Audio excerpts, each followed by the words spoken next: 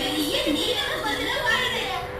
நம்ம பெரிய நீலமுதிரை கண்டுபிடிச்சாதான் அக்கா பக்கம் பக்கம் பூச்சி அந்த குழந்தைங்களுக்கு பொதுவா நமக்கு வழி தெரியாது. நம்ம யாருக்கு நம்ம படிக்க போறோம்? நாம அந்த இடத்துக்கு எப்படி போகணும்னு மேப் பண்ணி சொல்லுவோம். அதுக்கு உங்களுடைய உதவியும் தேவை. பெரிய நீலமுதிரைக்கு எப்படி போகணும்னு கொஞ்சம் மேப்பை கேட்டு சொல்றீங்களா?